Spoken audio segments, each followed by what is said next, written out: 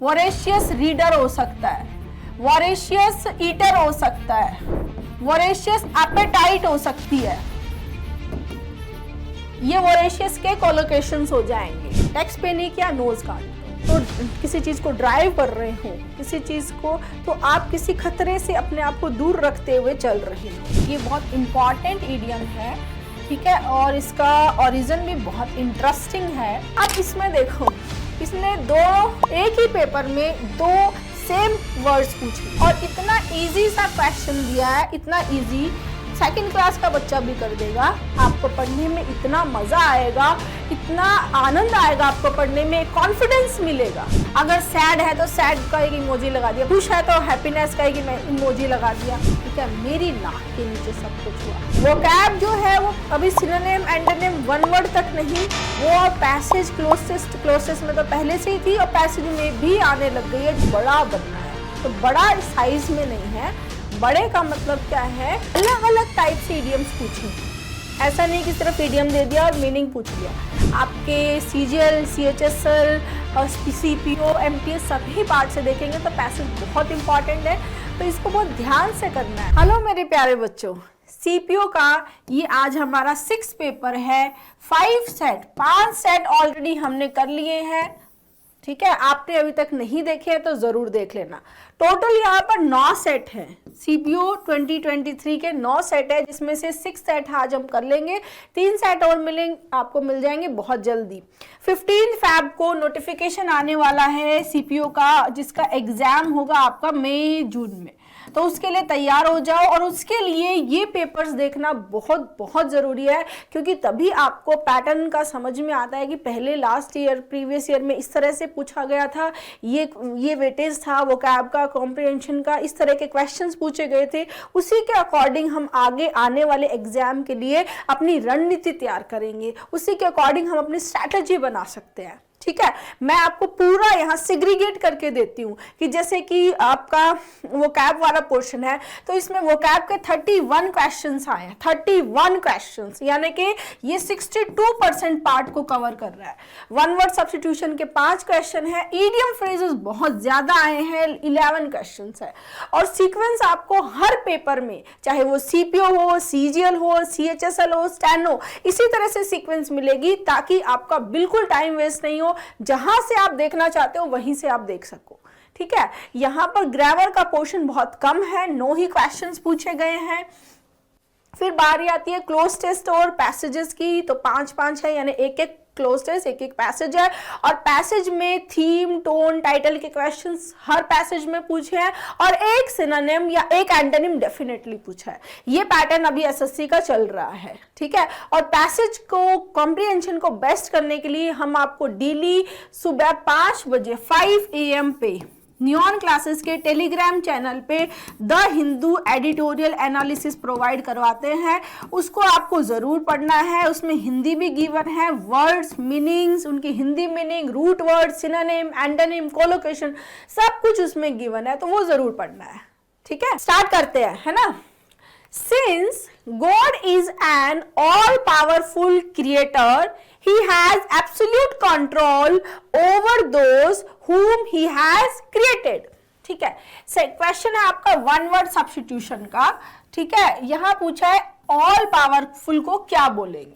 देखो, सिंस कई बच्चे समझते हैं कि सिंस जो है वो पॉइंट ऑफ टाइम के लिए आता है, बिल्कुल सही समझते हैं। Since Monday, since Tuesday, since January, since February. But since as a conjunction बहुत बार रीजन के लिए भी आता है, बिकॉज के लिए भी आता है, ठीक है। क्योंकि रीजन दिया यहाँ पे, क्योंकि गॉड क्या है, ऑल पावरफुल है। गॉड के अंदर सर्वशक्तिमान, गॉड क्या है, सर्वशक्तिमान। तो सर्वशक्तिमान को इंग्लिश में क्या बोलते हैं, सर्व के लिए, ऑल के लिए। देखो रूट वर्ड्स किस तरह इंपॉर्टेंट है। ऑल के लिए रूट आता है ओमनी। अब आप सोचेंगे मैम ओमनी तो दोनों में आया है, बिल्कुल सही बात है। बट पावर के लिए क्या आता है, पोटेंशियल। क्या आता है, पोटेंशियल। तो क्या बनेगा, ओमनी पोटेंट। ओमनीसेंट, सेंट किससे जुड़ा है, साइंस से। किससे जुड़ा है मेरे बच्चे, साइंस। साइंस माने नॉलेज, ठीक है, यानी जिसको सारी नॉलेज है, सर्वज्ञाता, क्या हो जाएगा, ओमनीसेंट। जैसे ओमनीसेंट नरेटर होते हैं, ओमनीसेंट व्यू पॉइंट हो सकता है, ये कोलोकेशन हो गए।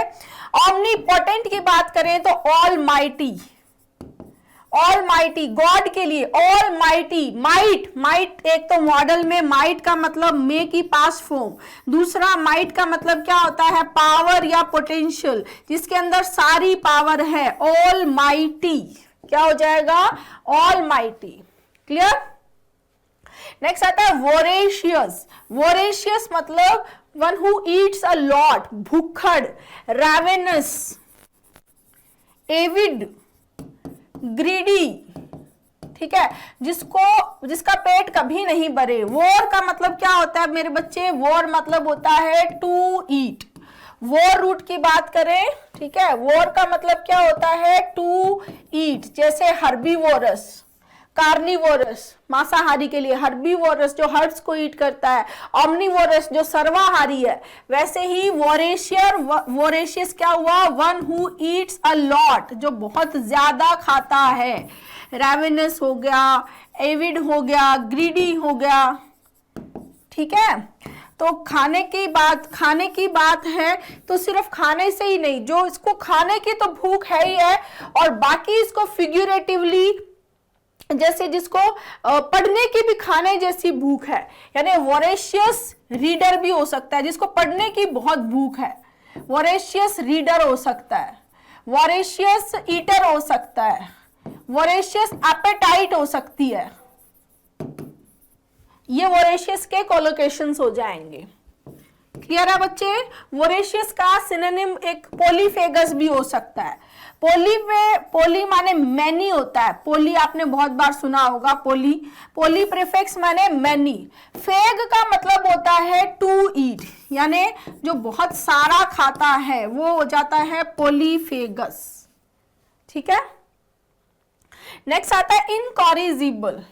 इनकॉरिजिबल में रूट देखें तो कॉरिज मतलब करेक्ट, इन माने नॉट, जिसको करेक्ट नहीं किया जा सके, जिसको चेंज नहीं किया जा सके, जिसको सुधारा नहीं जा सके, जिसको क्योर नहीं किया जा सके, वो क्या हो जाएगा, इनकॉरिजिबल, जिसको हम बोल सकते हैं इनक्योरेबल, ठीक है।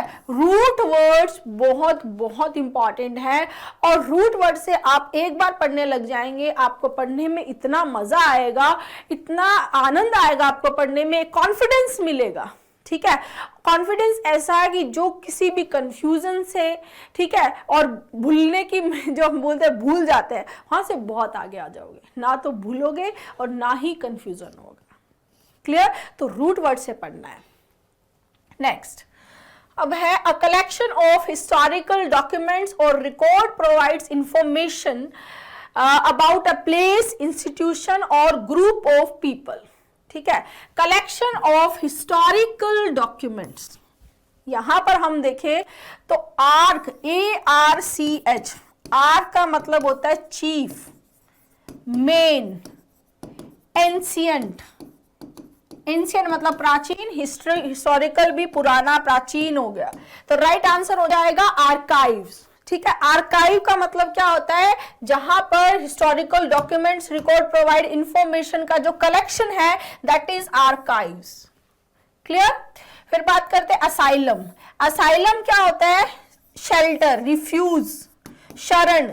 जैसे मान लो किसी कंट्री में वॉर की वजह से या परसिक्यूशन की वजह से कोई कंट्री में बहुत प्रॉब्लम हो रही है, तो वहां के लोग सीक असाइलम ढूंढते हैं कि शरण मिल जाए कहीं दूसरी जगह, दैट इज असाइलम। जैसे अभी लड़ाई चल रही थी इजराइल पैलेस्टीन के बीच में, तो वहां पर के लोग क्या ढूंढ रहे हैं थे, असाइलम, शरण, राइट। नेक्स्ट आता है एपोस्टेट। एपोस्टेट उस पर्सन के लिए आता है जो अपने, apostate a person who rejected, जो रिजेक्ट कर देता है, a person who rejected their political और रिलीजियस बिलीफ, अपने रिलीजियस या पॉलिटिकल बिलीफ्स को छोड़ देता है, वो क्या हो जाता है, एपोस्टेट। क्लियर? एपो माने अवे, स्टेट माने स्टेट, उससे अवे जाना, जिस अवस्था में है उससे दूर। म्यूजियम क्या होता है? म्यूजियम एक बिल्डिंग होती है, एक तरह की बिल्डिंग होती है जिसमें एग्जिबिट किया जाता है, कल्चरल को, हमारे पुरानी चीजों को दिखाया जाता है, वो म्यूजियम होता है, राइट? तो यहाँ पर हिस्टोरिकल डॉक्यूमेंट्स को कलेक्ट करना, कलेक्शन क्या होगा? आर्काइव्स होगा। क्लियर है बच्चे?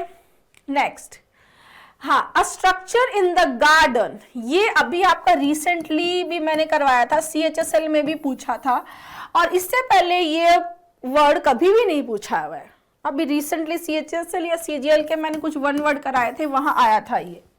अ structure in the garden, garden में एक ऐसी structure where climbing plants can grow and people can walk under. तो आप इसको इमेज से समझ जाएंगे, इसको बोलते हैं परगोला। क्या बोलते हैं? Pergola, right? टूम माने मकबरा, ये आंसर हो जाएगा परगोला। आउट हाउस, एक घर के बाहर एक तरह की सेपरेट बिल्डिंग बनाई जाती है, जनरली टॉयलेट एंड ऑल के लिए, आउटसाइड टॉयलेट, उसको आउट हाउस बोलते हैं। ट्री हाउस, जो ट्री पे जो बच्चों के खेलने का इस तरह से घर बनाते हैं, दैट इज ट्री हाउस, ठीक है? और ये परगोला को ध्यान से रहेंगे, ये आया हुआ है एग्जाम में। नेक्स्ट, हाँ, एक्सट्रीमली ब्यूटीफुल, इलैबोरेट और इम्प्रेसिव, बहुत ही शानदार, ब्यूटीफुल, इम्प्रेसिव क्या होगा? ठीक है, यहां देखो, ट्रांजिएंट, ट्रांजिएंट का मतलब होता है short lived, short lived, temporary, ठीक है, फ्लिटिंग, क्या हो जाएगा? ट्रांजिएंट, ठीक है। डेफिशिएंट क्या होता है? लैकिंग इन समथिंग, कमी होना, किसी चीज की कमी होना, डेफिशिएंसी, कमी, विटामिन्स की कमी है, मिनरल्स की कमी है। डेफिशिएंट किसके लिए आता है? कमी के लिए, राइट? ये दोनों नहीं होंगे। प्रोफिशिएंट, प्रोफिशिएंट होता है किसी चीज में हैविंग नॉलेज और स्किल, मतलब अच्छा नॉलेज या स्किल होना, किसी चीज में एक्सपर्ट होना, ठीक है, एक्सपर्ट होना, proficient in speaking different language. तो प्रोफिशिएंट क्या होता है? बहुत ही स्किल, दक्ष, निपुण होता है। राइट आंसर होगा मैग्निफिशेंट। मैग्ना का मतलब होता है ग्रेट, लार्ज, ठीक है, महा, बहुत बड़ा, विशाल, ठीक है, शानदार, इंप्रेसिव, फिक माने टू मेक, तो बहुत ही शानदार, बड़ा, इंप्रेसिव जो है दैट इज मैग्निफिसेंट। नेक्स्ट, ट्रूसो। ट्रूसो क्या होता है? ट्रूसो होता है जो कपड़े, क्लोथ्स और बहुत सारी बिलोंगिंग्स जो ब्राइड शादी के टाइम जाती है और अपने साथ बहुत सारी चीजें लेकर जाती है, that is ट्रूसो। The clothes, linen and other belongings collected by a bride for her marriage is होगा ट्रूसो। ये देखो ट्रूसो, ये सारी चीजें, ठीक है। नेक्स्ट आते हैं इडियम्स। 5 वन वर्ड हो गए, अब आते हैं इडियम्स। इडियम्स है सबसे पहले। इडियम्स की एक खास बात सीपीओ के पेपर में देखी इस बार, इसने बहुत अलग अलग टाइप से इडियम्स पूछे हैं। ऐसा नहीं कि सिर्फ इडियम दे दिया और मीनिंग पूछ लिया, बहुत बार मीनिंग दिया है और इडियम्स ऑप्शंस में है, बहुत बार मीनिंग दिया है, फिर किस तरह का इडियम हो सकता है वो पूछा है, कई बार सिचुएशन दी है और इस सिचुएशन में कौन सा इडियम आएगा वो पूछा है। तो बहुत क्रिएटिव किया है इडियम्स में, राइट। देखो, द मॉडर्न एरा, अभी जो मॉडर्न एरा है, statistics, modern era statistics data provides useful advantage provide करता है टू द प्लेयर्स को एट कॉम्पिटेंट लेवल। हमसे पूछा है प्रोवाइड्स यूजफुल एडवांटेज, क्या के लिए कौन सा इडियम यूज होगा, है ना। तो सबसे पहले देखो, cost N arm and a leg, हमारे पैरों हाथों की क्या कीमत होगी। हमारे पैर हाथ अगर देखा जाए तो अनमोल है, कितनी भी कीमत देके हम उसको चुका नहीं सकते हैं, राइट। दूसरा, ये इडियम का ओरिजिन वर्ल्ड वॉर से हुआ है, जहां पर लोगों को अपने हाथ पैर गंवाने पड़े थे, तो वर्ल्ड वॉर की उनको बहुत भारी कीमत चुकानी पड़ी थी, तो वेरी एक्सपेंसिव के लिए, ठीक है, वेरी एक्सपेंसिव क्या होता है, cost an arm and a leg. Clear है। फिर आता है प्ले इट बाय ईयर, ठीक है। प्ले इट बाय ईयर होता है to act spontaneously, to act spontaneously in a situation, किसी सिचुएशन में स्पॉन्टेनियसली एक्ट करना, बिहेव करना। जैसे प्ले इट बाय ईयर, इसका ओरिजिन समझेंगे, जैसे कि म्यूजिक से है इसका ओरिजिन, कि म्यूजिक की जो भी तैयारी करनी थी वो पहले नहीं की, कोई भी कानों से कुछ भी सुना कोई म्यूजिक और फिर वहीं पर उसको प्ले कर दिया, that is play it by year. Play it, कानों से प्ले नहीं किया, कानों से सुना और प्ले कर दिया, तो कानों से सुनते ही प्ले करना, तुरंत स्पॉन्टेनियस रिएक्शन करना क्या होता है, play it by year, right. तो ये भी नहीं होगा। फिर आता है पुट समथिंग ऑन आइस, किसी भी चीज को हम आइस पे क्यों रखते हैं, उसको पोस्टपोन या डिले करने के लिए, पोस्टपोन या डिले। जैसे कोई भी चीज खराब नहीं हो उसकी, तो हम कहाँ रखते हैं उसको, आइस यानी ठंडक में, तो उसको हम क्या कर रहे हैं, उसको पोस्टपोन कर रहे हैं, उसको डिले कर रहे हैं, उस प्रोसेस को, खराब होने की प्रोसेस को डिले कर रहे हैं, पोस्टपोन कर रहे हैं, राइट। तो ये भी नहीं होगा। राइट आंसर होगा grist to the mill. Grist to the mill का ओरिजिन है, ग्रीस्ड को का मीनिंग है ग्रेन, ग्रीस किससे रिलेटेड है, ग्रेन अनाज से, और मील मतलब चक्की जिसमें आटा पीसा जाता है, जिसमें अनाज पीसा जाता है। तो जितना ज़्यादा मील में, जितना ज़्यादा चक्की में आटा आएगा, ग्रेन आएगा, उतना ही ज़्यादा चक्की पीसने वाले को फायदा होगा। क्लियर। तो उसी फायदे के लिए किसी कंटेक्स्ट में, किसी सिचुएशन में फायदा होना, एडवांटेज होना, यूजफुल होना क्या होता है, ग्रीस्ड टू वंस मील। तो इसका ओरिजिन कहाँ से है, मील माने क्या है, चक्की, राइट। तो जैसे विंड मिल होता है ना, पवन चक्की। Something that is useful to somebody for a particular purpose, particular purpose के लिए कोई चीज किसी के लिए फायदेमंद है तो उसके लिए ये इडियम आएगा। ऑल दिस फ्री पब्लिसिटी, ये सारी फ्री पब्लिसिटी वॉज क्या थी, grist to his mill. Clear है बच्चे। हाँ, आपको इसी तरह से ओरिजिन से अगर इडियम फ्रेजेस को पढ़ना चाहते हो, आपको ये मेथड अच्छा लगा, देखो आपकी चॉइस है। वैसे तो मेरे अकॉर्डिंग ये बेस्ट मेथड है इडियम याद करने का ओरिजिन से। आपको भी इसी ओरिजिन के मेथड से अगर पढ़ना चाहते हो तो ये वीडियो आपको ज़रूर देखनी चाहिए। इसमें मैंने 4 घंटे की क्लास ली है और बहुत सारे इडियम्स, जो 4 घंटे में बहुत सारे इडियम्स के ओरिजिन से पढ़ाया है। एक बार देखते ही बच्चों को ये इडियम्स याद हो जाते हैं। आप रट के करना चाहो वो आपकी चॉइस है, बट मैं सजेस्ट करूंगी कि इडियम फ्रेजेस को आप ओरिजिन से याद करें, ठीक है। Next, steer clear of.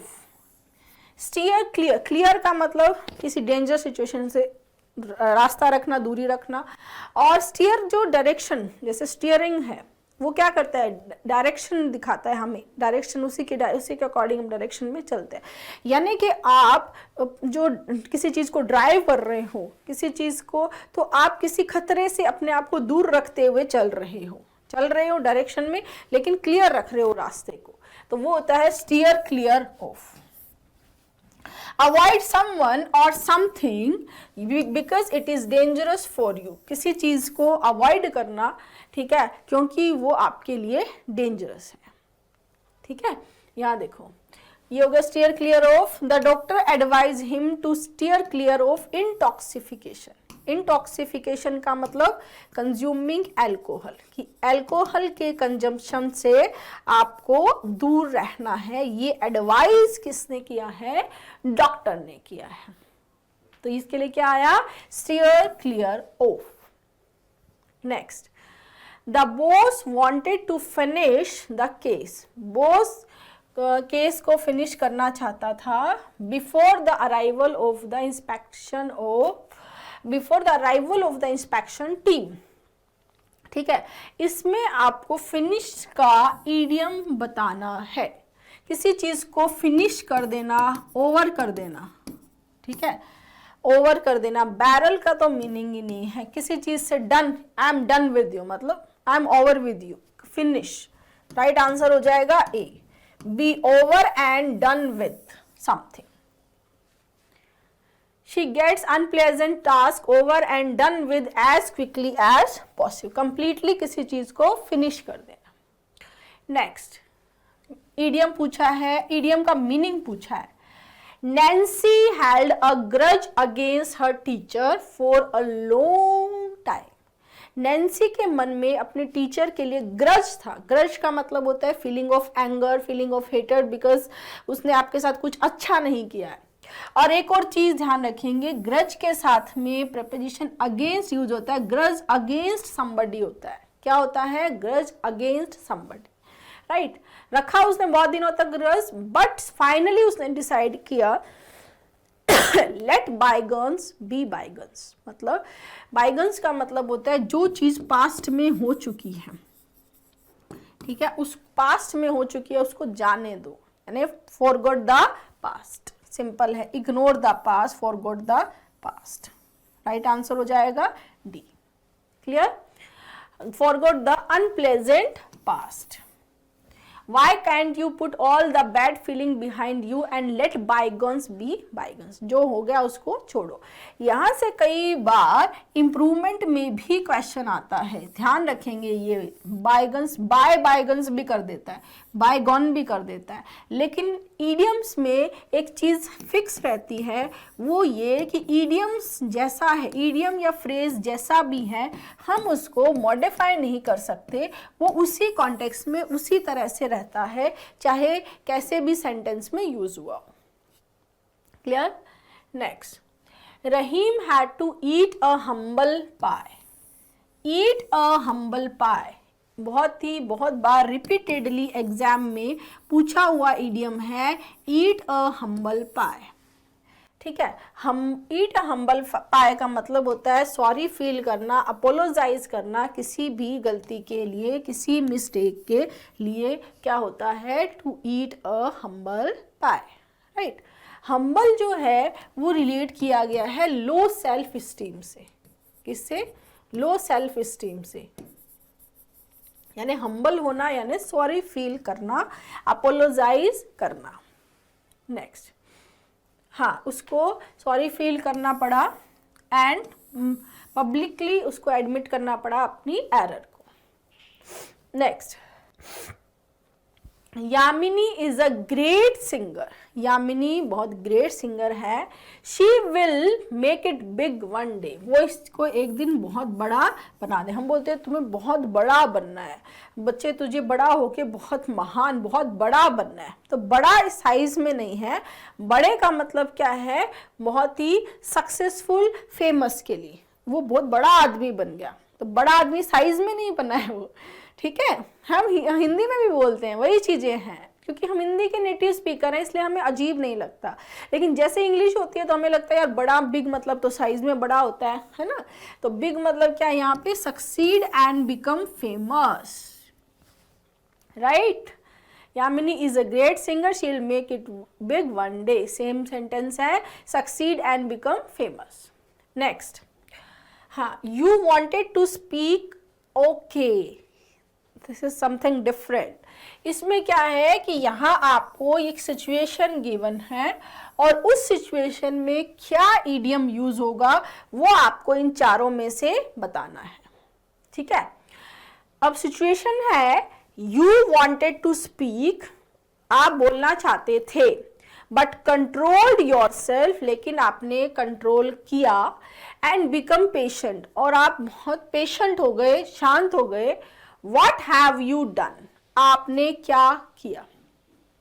ठीक है, यानी कि आपकी इच्छा थी कि मैं कुछ बोलूं, मैं कुछ एक्ट करूं, ठीक है, लेकिन फिर भी आपने अपने आप को कंट्रोल कर लिया, आपने अपने आप को स्लो डाउन कर लिया, कंट्रोल कर लिया, स्लो डाउन कर लिया। क्या आएगा? तो आपने क्या किया है? ये पूछ रहा है। आपने पिन ड्रॉप साइलेंस किया है, पिन ड्रॉप साइलेंस मतलब कंप्लीट साइलेंस नहीं, ठीक है। ड्रैग योर फीट मतलब किसी काम से अपने आप को पीछे कर लेना, कि आप वो नहीं करना चाहते तो पीछे हट जाना, ड्रैग योर फीट हो जाएगा, है ना। Herculean task, very difficult task, Hercules से रिलेटेड है, तो very difficult task, very difficult task क्या हो जाएगी, Herculean task, right. Right answer है हेल्ड योर हॉर्सेस, ठीक है। होल्ड या हेल्ड योर हॉर्सेस का मतलब होता है जिस तरह से अपन हॉर्सेस को रोकते हैं, लगाम पकड़कर खींचते हैं, उनको कंट्रोल करते हैं, उसी तरह से अपने दिमाग के घोड़ों को लगाम देना, उनको खींचना, उनको स्लो डाउन करना, उनको कंट्रोल करना, क्या होता है, होल्ड योर हॉर्सेस, ठीक है। ये देखो, to tell someone to stop and consider carefully, now just hold your horses and let me explain. अभी तुम थोड़ा रुको, कंट्रोल करो, काम डाउन हो, स्लो डाउन हो और मुझे एक्सप्लेन करने दो, right. Next, step up the plate. Step up the plate ये बहुत इंपॉर्टेंट इडियम है, ठीक है, और इसका ओरिजिन भी बहुत इंटरेस्टिंग है। Step up the plate is related to the baseball game, ठीक है। बेसबॉल गेम में जब कोई खिलाड़ी जब इस प्लेट में आ जाता है तो उस टीम को जिताने की रेस्पॉन्सिबिलिटी उस प्लेयर की हो जाती है, ठीक है। तो वहीं से इस इडियम का ओरिजिन हुआ कि प्लेट में स्टेप रख देना मतलब किसी चीज़ की जिम्मेदारी उठा लेना, किसी चीज़ को कंट्रोल में, किसी चीज़ का कंट्रोल कर लेना, किसी सिचुएशन को या अपनी रिस्पॉन्सिबिलिटी ले लेना, क्या होता है, step up the plate. To take control of a situation, take control of a situation और रिस्पॉन्सिबिलिटी, कि इस सिचुएशन का कंट्रोल अपने हाथ में ले लेना या रिस्पॉन्सिबिलिटी ले लेना। Clear.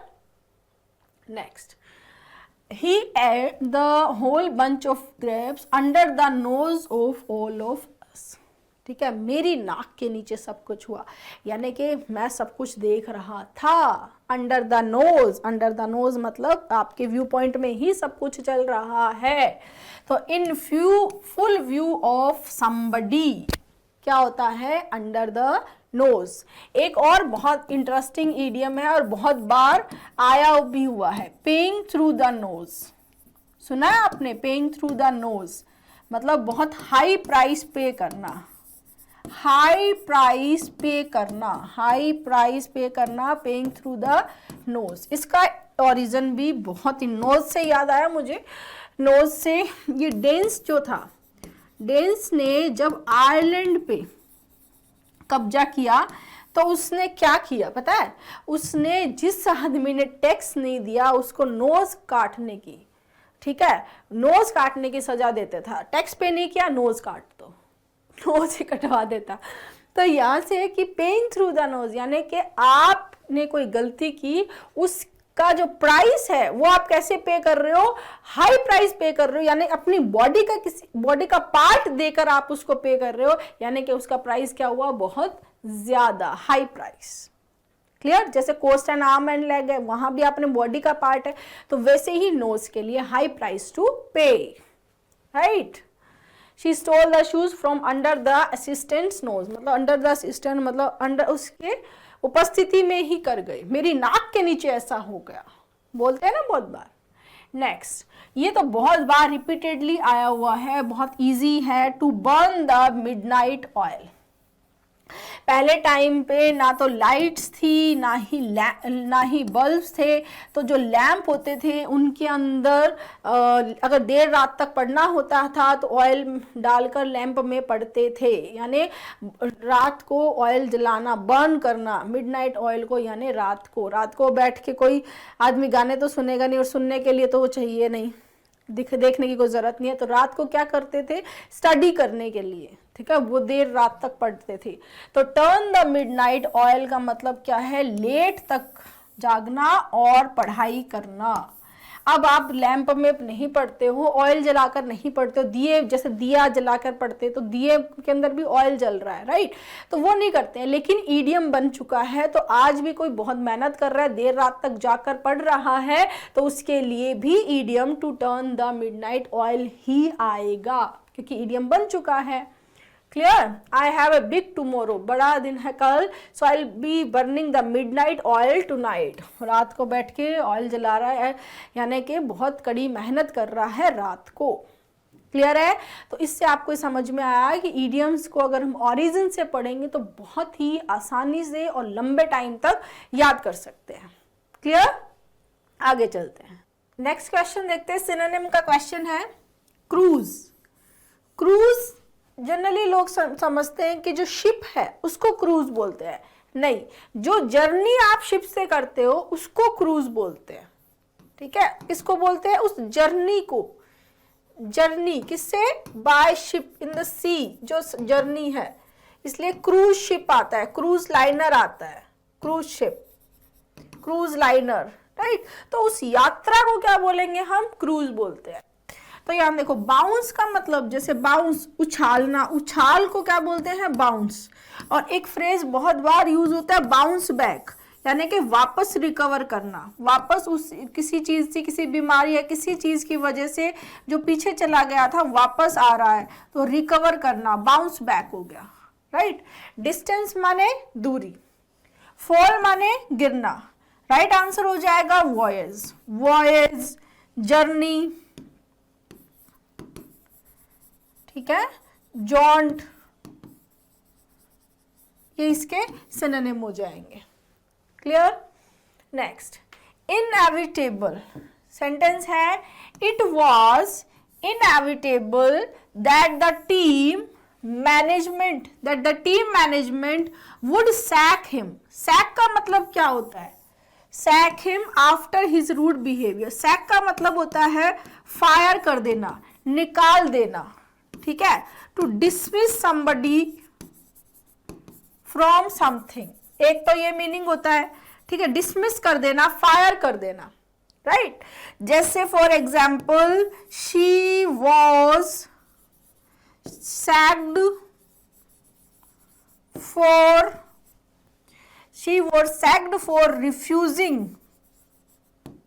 refusing to come on Sundays, to come या to work on Sundays। तो क्या हुआ कि वो उसने मना कर दिया था कि मैं संडे को काम पे नहीं आऊंगी, तो उसको जॉब से निकाल दिया गया, राइट। तो सैक माने क्या हो गया है? डिसमिस करना। एक और मीनिंग होता है सैक का, किसी चीज को डिस्ट्रॉय करना, ठीक है। जैसे किसी जगह पे पहले आक्रमण करते थे तो किसी जगह को खत्म, डिस्ट्रॉय करते थे और फिर वहां भी चीजों को चुरा कर ले जाते थे, उसको भी सैक बोलते हैं। जैसे रोम के अंदर हुआ, रोम वॉज सैक्ड बाय, किसने किया था रोम को सैक? Bye Goths. गोथ्स कौन थे? गोथ्स जर्मन वाले थे, जर्मन पीपल इन ठीक है। तो गोथ्स अभी आगे भी आएगा। गोथ कौन होते थे? जर्मनिक पीपल को बोलते थे गोथ्स। तो ये जो वर्ब में, यहाँ पर वर्ब में और यहाँ पर वर्ब में क्या मीनिंग हो गया? फायर करना या डिस्ट्रॉय करना। एक आप हिट द सैक भी मैंने आपको पढ़ाया है, सैक, जहां सैक नाउन होता है, ठीक है। नाउन में इसका मतलब होता है, एक जो बोरा आपने सुना होगा, बोरी, बोरा जो ब्राउन से कलर का, जिसमें ग्रोसरी का सामान, बहुत सारे सामान लोडिंग होता है, उसको भी सैक बोलते हैं, बोरा, ठीक है। अब वापस आते हैं इनएविटेबल पे, जगह नहीं बची हमारे पास। इन का मतलब होता है नॉट, एविट का मतलब होता है अवॉइड, यानी जिसको अवॉइड नहीं किया जा सके, जिसको अवॉइड नहीं किया जा सके वो होता है इनएविटेबल, ठीक है। अब यहां देखो, इम्पैशनेट, नॉट पैशनेट, जो पैशनेट नहीं हो। मेजरेबल, जिसको मेजर किया जा सके। एमिएबल, एमिएबल क्या होता है? चीयरफुल, फ्रेंडली, ठीक है, राइट आंसर होगा अनअवॉइडेबल, इसको अवॉइड नहीं किया जा सके। Next, extravagance.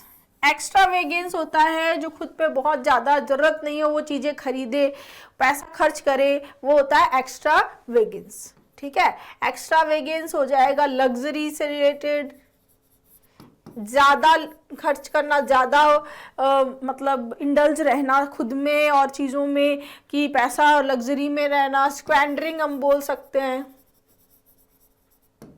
ठीक है, यहाँ पर देखो सिंप्लिसिटी नहीं हो सकता, सिंप्लिसिटी सिंपल, फॉर्चून सौभाग्य हो गया, भाग्य, लव मतलब प्यार हो गया, राइट आंसर होगा सेल्फ इंडल्जेंस। एंटोनिम की बात करें तो थ्रिफ्टीनेस है, इसमें हम देखें फ्रगेलिटी है और इकोनॉमिकल है, वो सारे इसके एंटोनिम्स हो जाएंगे। ठीक है ना बच्चे। हाँ, नेक्स्ट एंटीक। एंटीक मतलब जो बहुत पुराना है, ओल्ड है, ओल्ड है, वैल्यूबल है, वो क्या होता है, एंटीक होता है। ठीक है, गोथिक अभी भी मैंने आपको बताया था कनेक्टेड विद द, किससे रिलेटेड है Gothic, connected with the Germanic people, German के लोगों से जुड़ा हुआ, जर्मेनिक पीपल।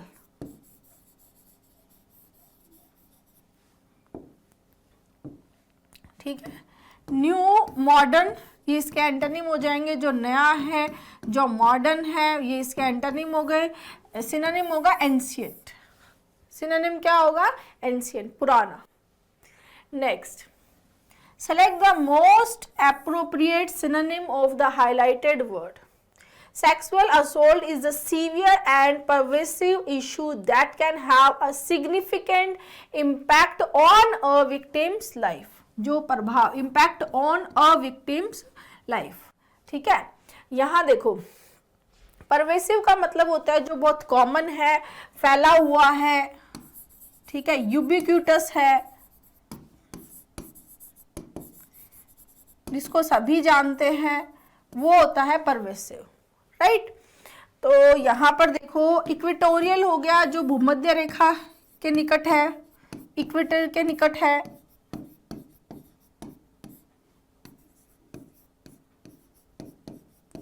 लॉन्गिट्यूडनल हो गया, जो लॉन्गिट्यूड ईस्ट से वेस्ट, जो अक्रॉस नहीं है। ठीक है, रिट्रोस्पेक्टिव हो गया, किसी चीज को मतलब पीछे झांकना, बैक लाइफ में झांकना, रिट्रो मीन्स बैक, स्पेक्ट माने टू लुक, तो पीछे देखना, क्या हो गया, रिट्रोस्पेक्टिव। राइट आंसर होगा वाइड स्प्रेड। ठीक है, नेक्स्ट सिनोनिम पूछा है फियर्स का।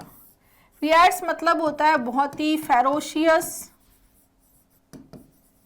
ब्रूटल, ठीक है, खूंखार जो है उसको बोलते हैं फियर्स, राइट। तो यहाँ पर देखो लैम मतलब जो पैर से चल नहीं पाए, कोई इंजरी की वजह से, डिफिकल्टी इन वॉकिंग, पैर में लेग में जो लिख जाती है वो लैम हो गया। स्ट्रेंज माने अजीब, ठीक है। लैविश बहुत ही खर्चीला हो गया, लैविश जो अभी हमने एक्स्ट्रावेगेंस में देखा था। राइट आंसर होगा फ्यूरियस, ठीक है। Furious is related to fury, rage, anger, गुस्सा। नेक्स्ट आता है फेथफुल। फेथफुल का सिनोनिम बताना है, तो सबसे पहले तो ये अनफेथफुल इसका एंटोनिम हो गया। अब देखो एग्जामिनर किस तरह से आपके माइंड के साथ खेलता है, कैसे सिली मिस्टेक करने के लिए आपकी जगह छोड़ता है, क्योंकि यहाँ देखो ऊपर कई बार ऐसा होता है कि बच्चा सिनोनिम में एंटोनिम और एंटोनिम में सिनोनिम कर देता है। फेथफुल का यहाँ पर सिनोनिम पूछा है और अनफेथफुल दिया, तो जल्दीबाजी में एंटोनिम पे टिक कर देता है अगर वो ढंग से डायरेक्शन को नहीं पढ़ता है।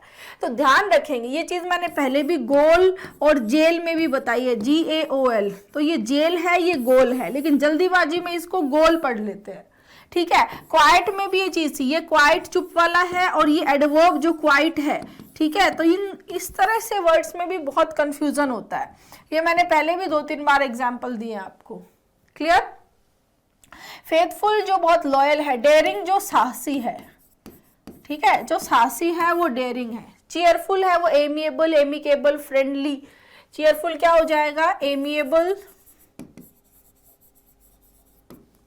Amicable, amiable, amicable, friendly, cheerful. ठीक है, राइट आंसर हो जाएगा लॉयल। क्लियर? नेक्स्ट, हाँ यहाँ पर ऑप्शन ही गिवन नहीं है, ऑप्शन है यहाँ पर लैंग्विड।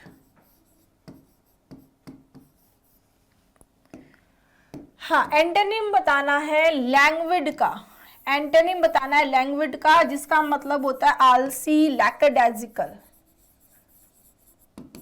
लैकडाइजिकल होता है, लेथार्जिक होता है, लेजी होता है। उसका एंटोनिम आपको गिवन सेंटेंस में से एक वर्ड फाइंड करना है। ठीक है, 4 ऑप्शंस में देख लेते हैं। इन्फेंट्री, एनिमेटेड, रिहर्सल और क्या है, फॉरवर्ड। फॉरवर्ड मतलब आगे बढ़ना, फॉरवर्ड नहीं हो सकता। ठीक है, फॉरवर्ड नहीं होगा।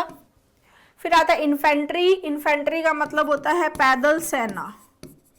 कैवलरी, घुड़सवार सेना।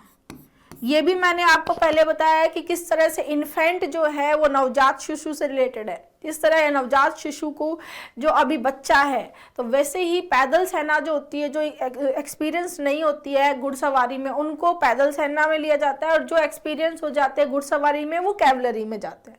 ठीक है, रिहर्सल मतलब किसी चीज़ की रिहर्स करना।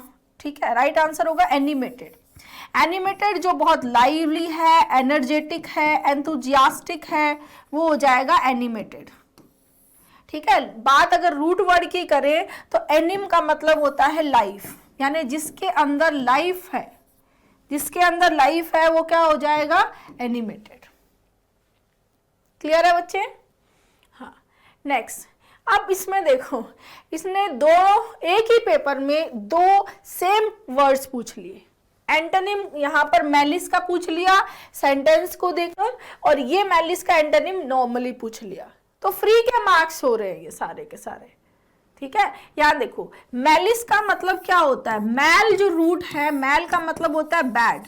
तो जो एनिमोसिटी है, बिटरनेस है, बैड फीलिंग है, हेट की फीलिंग है, उसके लिए आता है क्या, मैलिस।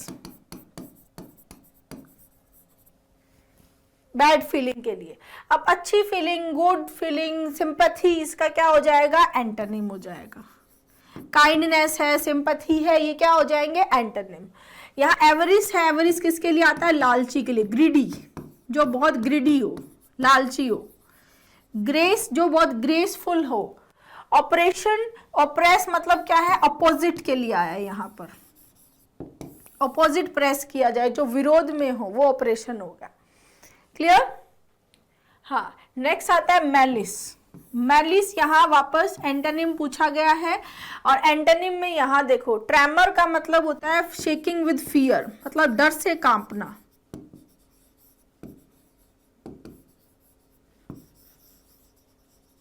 ठीक है, एरोगेंस हो गया घमंडी। एरोगेंस क्या हो गया, घमंडी हो गया, एरोगेंट।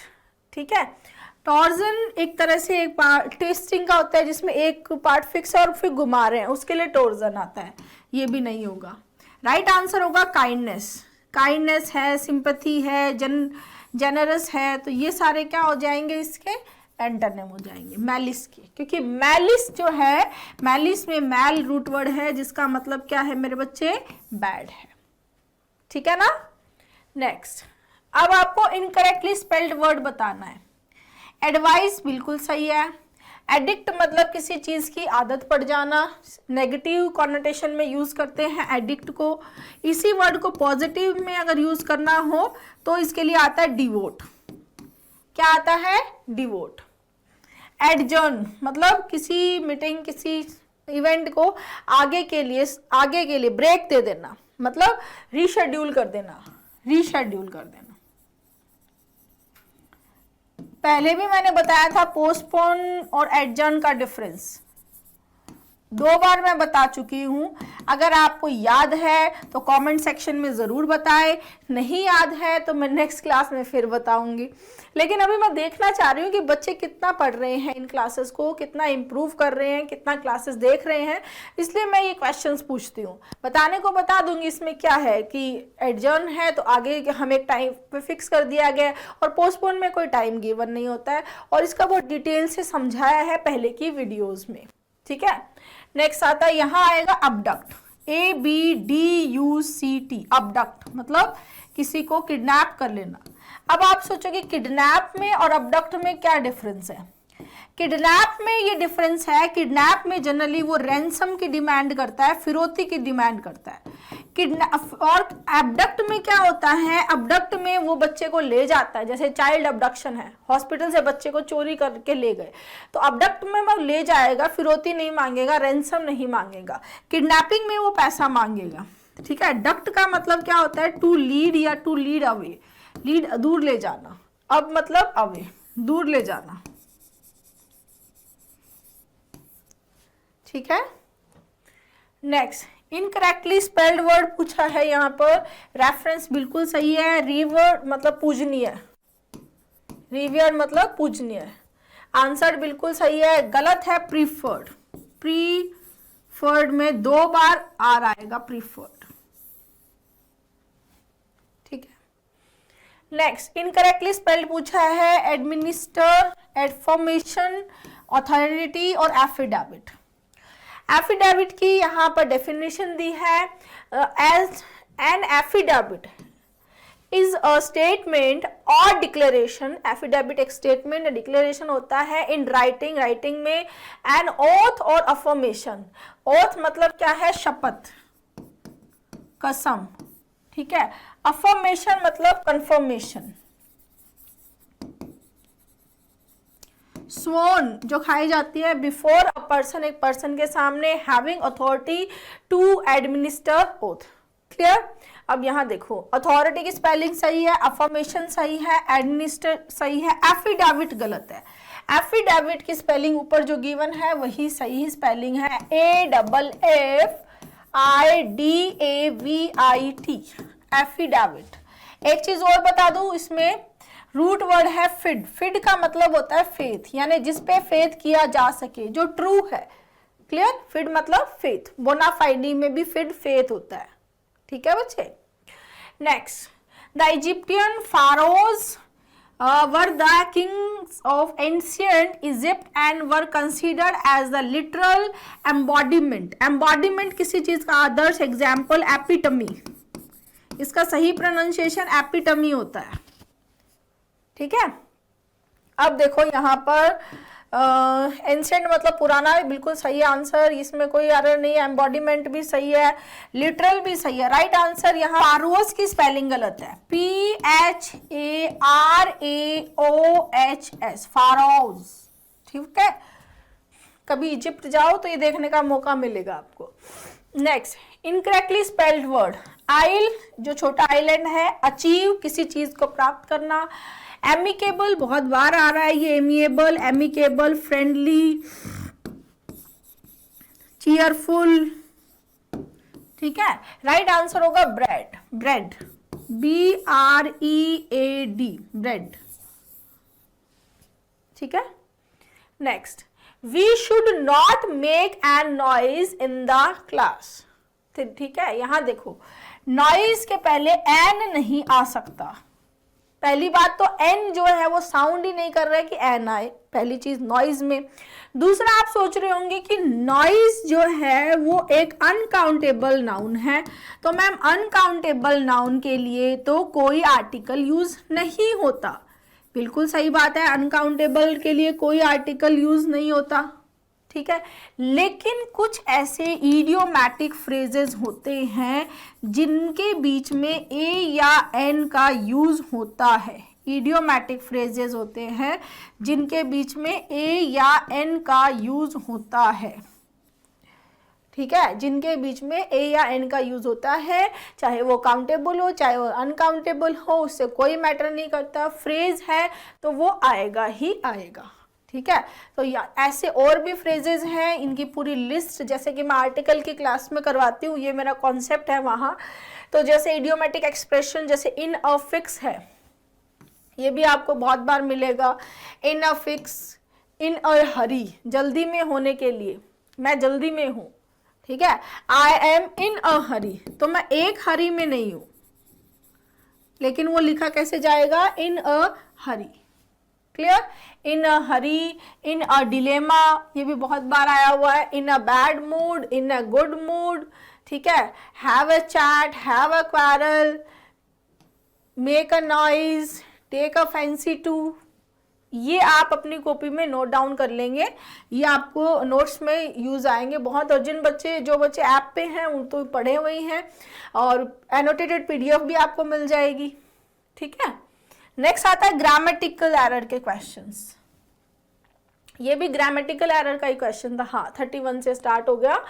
अब देखो, आई वॉज विश, मैं विश था to meet her on birthday. मैं विश करता हूं कि मैं उससे बर्थडे पे मिलूं, तो आई वॉज विश नहीं आएगा, क्या आएगा? I wish to meet her, I wish to meet her on her birthday, I wish to meet her on her birthday, पहली चीज, ठीक है। दूसरा, जैसे I wish to make a complaint, मेरी इच्छा है कि मैं एक कंप्लेंट करूं, I wish to make a complaint. Clear है? समझ में आया? यहाँ पर वॉज विश कोई स्ट्रक्चर नहीं है, पहली बात, वॉज विश कोई स्ट्रक्चर नहीं है। वर्ब के रूप में यहाँ विश आएगा, आई विश, ठीक है। वॉज के साथ में, पास्ट में हम वॉज के साथ में वर्ब थर्ड का यूज कर सकते हैं, और वो भी करते हैं पैसिव सेंटेंस में, जो कि ये पैसिव है ही नहीं। पैसिव सेंटेंस में कर सकते हैं जो ये है ही नहीं। क्लियर है मेरे बच्चे? तो ये हो जाएगा, आंसर हो जाएगा इसमें I wish to meet her, I wish to do something, I wish to meet her, I wish to make a complaint, ठीक है। नेक्स्ट, ग्रामेटिकल एरर हमें बताना है। It is take a couple of minutes for the computer to boot up. Computer को boot up होने के लिए couple of minutes की जरूरत होती है, लेता है ये, ठीक है। तो यहां पर एरर है टेंस की स्ट्रक्चर की एरर है। कैसी एरर है? टेंस के स्ट्रक्चर की एरर है। यहां लिखा है इज प्लस वर्ब फर्स्ट, जो कोई भी स्ट्रक्चर होती ही नहीं है, जो कोई भी स्ट्रक्चर होती ही नहीं है, ठीक है। या तो इज एम आर अकेला आता है प्रेजेंट में, या वर्ब फर्स्ट एस या ईएस होती है, या is am are plus third form होती है, जो बनाती है पैसिव, जो बनाती है क्या? पैसिव। ये तो पैसिव हो गई, ये एक्टिव हो गई, और ये हेल्पिंग हो गई। क्लियर? तो इट इज टेक नहीं होगा, इसकी जगह क्या आएगा? It takes. क्या आएगा? इट टेक्स, क्योंकि इट क्या है? सिंगुलर सब्जेक्ट है ना। तो सिंगुलर सब्जेक्ट है, तो यहां पर वर्ब भी क्या आएगी? सिंगुलर, यानी टेक के बाद में क्या आएगा? एस। अगर प्लूरल सब्जेक्ट होता तो वर्ब की फर्स्ट फॉर्म आ जाती, बेस फॉर्म आ जाती। क्लियर है बच्चे? नेक्स्ट, यहां पर जो इस एग्जाम में मैंने देखा कि टेंस की स्ट्रक्चर बेस्ड एरर बहुत सारी है। दो तो हमने कर ही ली है, ठीक है, एक तो ये विश वाली, एक ये, और तीसरा ये भी आ गया। ये जो स्ट्रक्चर दी है, we have being arrange the stay for the guest at a hill side resort. Hill side resort में गेस्ट के रहने के लिए हमने अरेंज किया। तो हैव बीइंग अरेंज्ड, ये कोई भी स्ट्रक्चर नहीं है। हैव बीइंग अरेंज कोई भी स्ट्रक्चर नहीं है, हमने अरेंज किया, यानी वी क्या है यहां पर? वी क्या है? एक्टिव सब्जेक्ट है। वी क्या है? एक्टिव सब्जेक्ट है। हमने अरेंज किया, एक्टिव सब्जेक्ट है, वी आर डूअर, हम क्या है? डूअर है। क्लियर? तो हैव बीइंग अरेंज की जगह क्या आ जाएगा? Have arranged, have arranged. Have being arrange की जगह क्या आएगा? Have arranged. तो we have arranged the stay for the guest at a hill side resort. Clear? Next, farmers have harvested wheat by using whatever labor that was available to them. Farmer ने wheat को harvest किया, जो भी labour available थी उसी labour को use करते हुए। ठीक है, तो व्हाटएवर का मतलब क्या है? व्हाटएवर का मतलब यहाँ कॉन्टेक्स्ट है कि जो भी एकदम लिमिटेड सी लेबर अवेलेबल थी। व्हाटएवर का जो मीनिंग होता है वो होता है जो कुछ भी, थिंग्स के लिए जनरली यूज करते हैं। तो यहाँ पर लेबर जो है वो थिंग नहीं है, पर्सन की बात हो रहा है। ठीक है, तो अब देखो यहाँ ऑप्शन की बात करें तो अमलगमेटेड जो है वो किसी चीज को मिक्स करना, यूनाइट करना होता है, यूनाइटेड करना, मिक्स करना। तो लेबर को ना तो मिक्स किया जा सकता है, यूनाइट भी ऑप्शन में दिया है, ये भी नहीं हो सकता। डिस्पर्स मतलब बिखरा हुआ, अलग अलग, तो ये भी कोई सेंस नहीं है, बिल्कुल ही इररेलेवेंट है। राइट आंसर होगा बाय यूजिंग लिमिटेड लेबर। ठीक है, लिमिटेड लेबर जो अवेलेबल थी। एक और चीज का ध्यान रखेंगे, अगर हम थोड़ा और ब्रॉड सेंस में जाए इंग्लिश के, तो व्हाटएवर लेबल भी सही है, बहुत एकदम हम रॉन्ग नहीं बोल सकते इसको। लेकिन यहाँ पर ना तो नो इम्प्रूवमेंट दिया है, तो हमें इन चारों में से एक को चूज करना ही करना पड़ेगा। तो हमें वो ऑप्शन ढूंढना है जो इसकी जगह पुट किया जा सके, इसके सिमिलर हो, इसका सिनोनिम हो, इसी का रेप्लिका हो। ठीक है, इसलिए हमने किसको चूज किया है? लिमिटेड लेबर को। इस चीज का भी ध्यान रखना है क्योंकि आगे क्वेश्चन आएगा, उसका पूरा कॉन्सेप्ट इसी तरह से है। क्लियर? हाँ, नेक्स्ट देखो, इंप्रूवमेंट हमें कराने के लिए बोला है और इतना इजी सा क्वेश्चन दिया है, इतना इजी, सेकंड क्लास का बच्चा भी कर देगा। ही ट्रेवल्ड द वर्ल्ड, उसने ट्रेवल किया पूरी दुनिया। He travelled the whole world but, लेकिन उसको पीस, ये पीस, वो पूरी दुनिया घूम लिया लेकिन उसको शांति कहाँ मिली? घर पे। तो पीस ये और ये, ठीक है, ये और ये दोनों क्या है? होमोफोन्स। साउंड दोनों का सेम है, साउंड दोनों का बिल्कुल सेम है। ठीक है, साउंड दोनों का सेम है लेकिन मीनिंग अलग अलग है। ये पीस तो कोई पीस जो टुकड़ा होता है वो हो गया, और ये पीस हो गया शांति, जो ऑप्शन आपका दिया हुआ है डी में। राइट आंसर हो जाएगा D, peace. Next, she was yearning for a trip to the mountains. Yearning का मतलब होता है कि जिसकी, जो करने की आपकी बहुत ज्यादा डिजायर हो, लॉन्गिंग हो, कि आप मुझे चाहिए। ठीक है, जैसे यर्निंग फॉर समथिंग, किसी भी चीज के लिए, अ लर्निंग फॉर समथिंग। यहाँ पे अ लर्निंग क्यों यूज हुआ है यर्निंग? क्योंकि ये नाउन फॉर्म में है। ये कौन सी फॉर्म में है? नाउन। और अगर सिंपली अगर हम यर्न को देखें तो वो वर्ब भी होती है, यर्न हो गई वर्ब। ठीक है, यहाँ देखो, she was living for a trip to the mountains. अब देखो, ये सेंटेंस वैसे सही हो सकता था, बट द प्रॉब्लम इज ये सेंटेंस का मीनिंग ही चेंज कर रहा है, नहीं होगा। डीपली रिपेंटिंग मतलब किसी चीज पे पछताना, रिग्रेट करना, तो रिग्रेट कर रही थी? नहीं कर रही थी। सेविंग मनी फॉर, ये भी मीनिंग चेंज कर रहा है, तो ये भी नहीं होगा। राइट आंसर होगा सी, कीनली डिजायर, बहुत तीक्ष्ण उसकी तेज इच्छा थी, किसके लिए?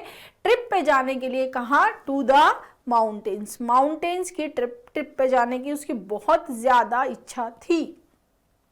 क्लियर? अब देखो प्रॉब्लम क्या है, अब आप सोचोगे कि मैम जो दिया हुआ है क्या वो गलत है?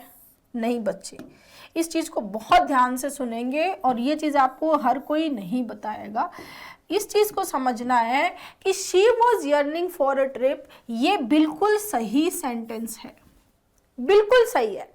She was yearning for a trip, जैसे she was yearning for child of her own, वो खुद के बच्चे चाहती थी, ठीक है। मतलब यर्निंग यहाँ पर एज अ वर्ब आईएनजी यानी कॉन्टिन्यूस टेंस की तरह यूज हुआ है, और वॉज जो है वो पास्ट की वर्ब है, पास्ट की हेल्पिंग वर्ब है, तो ये सेंटेंस पास्ट कॉन्टिन्यूस में बन रहा है और इसमें कोई दिक्कत नहीं है। और यर्न को हम आईएनजी फॉर्म में पास्ट कॉन्टिन्यूस में बना सकते हैं, कोई प्रॉब्लम नहीं है। बट द थिंग इज यहाँ पर हमें क्वेश्चन में 4 ऑप्शंस दे दिए हैं, नो इम्प्रूवमेंट यहाँ गिवन नहीं है, तो हमें एक ऐसा ऑप्शन फाइंड करना था जो इसके सिमिलर हो, जो सेम मीनिंग देता हो और इस जगह को रिप्लेस कर सके, ठीक है। इसको वॉज का नहीं, अर्निंग को रिप्लेस कर सके, तो इसीलिए हमने कौन सा ऑप्शन चूज किया, सी ऑप्शन। इसीलिए सी ऑप्शन आंसर दिया गया है। अगर यहाँ नो इम्प्रूवमेंट होता तो इस सेंटेंस में कोई इम्प्रूवमेंट की जरूरत नहीं थी। क्लियर है, ठीक है। नेक्स्ट, नैना इज लीविंग, वो छोड़ रही है, I am thinking to apply for her job, और मैं थिंक कर रहा हूं कि उसकी जॉब के लिए अप्लाई करूं। अभी अभी हमने एक चीज देखी थी, ठीक है, एम प्लस वर्ब फर्स्ट। मैंने अभी अभी आपको बताया था कि इंग्लिश में is, am, are plus verb first ऐसी कोई भी स्ट्रक्चर पॉसिबल नहीं है, नहीं हो सकती। या तो वर्ब फर्स्ट, या तो इज एम आर अकेला, या वर्ब फर्स्ट एसआईएस, या is am are plus verb ING, या is am are plus verb third, या is am are plus being plus verb third passive. लेकिन यहां पर पैसिव भी नहीं है और ये बीइंग भी नहीं है, और एम थिंक आया है जो बिल्कुल इनकरेक्ट है, पहली चीज। तो ये तो जो गिवन है वो सही है ही नहीं, ठीक है। थिंकिंग टू अप्लाई की बात करें तो जो स्ट्रक्चर होती है वो होती है think about something, think about something. जैसे what did you think about this idea, what did you think about this idea.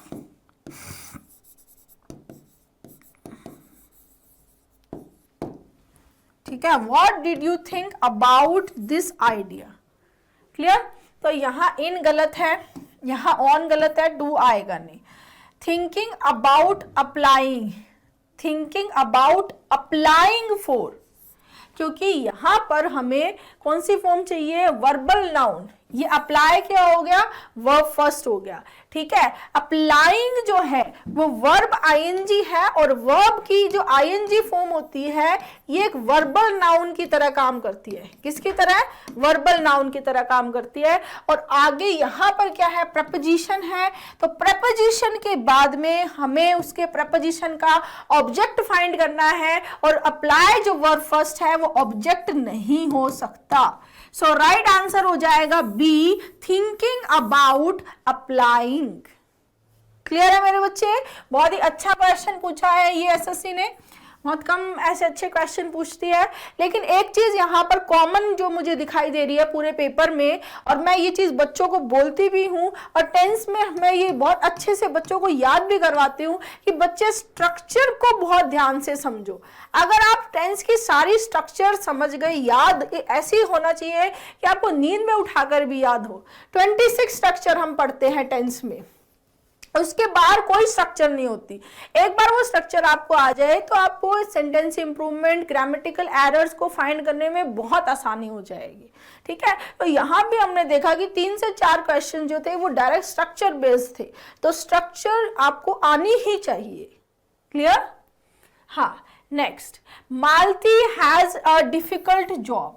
Malti has a difficult job, उसकी डिफिकल्ट जॉब है, बट शी डिड इट, लेकिन वो इसे करती है good, वो अच्छे तरीके से करती है, but she does it good. Good की बात करें तो good is an adjective, adjective है, राइट।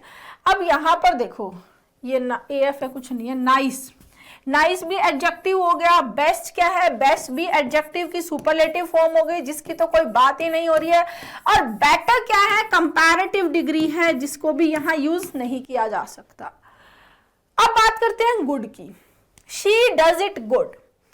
तो यहां पर उसके वर्ब को वो कैसे कर रही है, वो डू कर रही है, अच्छा कर रही है। जैसे मैं बोलूं mom and daughter are doing well, my children are doing well in the school.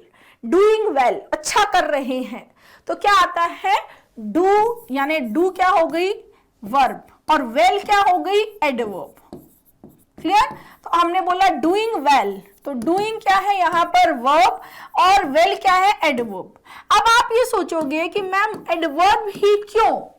Adverb इसलिए बच्चे क्योंकि वर्ब को मॉडिफाई करने का काम एडजेक्टिव कभी भी नहीं कर सकता। वर्ब को मॉडिफाई करने का काम कौन करती है? एडवर्ब करती है। तो हमें यहाँ पर वो डज अच्छा कर रही है, तो इसके लिए क्या चाहिए? वेल की रिक्वायरमेंट है, ना कि गुड की। इसलिए गुड गलत है, क्या होगा यहाँ पर? वेल। क्लियर है? नेक्स्ट, हाँ, at some point in the past there were rows of temporary shops that used to display various cooking utensils। ठीक है, पास्ट में किसी टाइम पे रोज थी टेम्पररी शॉप्स की जो यूज टू जो डिस्प्ले करती थी वेरियस कुकिंग यूटेंसिल्स। ठीक है, अब यहाँ ऑप्शंस पे देखते हैं। वन अपॉन अ टाइम तो होता नहीं है, पहली चीज क्या होता है? Once upon a time, once upon a time. One upon a time नहीं होता, एक बार की बात है। क्या बोलेंगे? वंस अपॉन अ टाइम, तो वो तो नहीं है। ये तो कोई कहानी जनरली कब लेते हैं? जब किसी स्टोरी के बारे में बात करते हैं, किसी चीज के बारे में बात करते हैं, किसी कहानी की शुरुआत करते हैं, तब लेते हैं once upon a time there was a lion, once upon a time there was a fox, है ना, बच्चों को सुनाते हैं। तो ये नहीं है। अब बोल रहा बिफोर नाउ, अब से पहले। बिफोर नाउ का कोई मतलब कोई सेंस ही नहीं है, वेग लग रहा है, बिल्कुल ही वेग है। क्या बिफोर नाउ? ठीक है, in the past few years, in the past few years, in the past few months. तो अगर हम बोले तो जनरली हम परफेक्ट में लेते हैं, और यहां पर कौन से पास्ट फ्यू ईयर्स नहीं।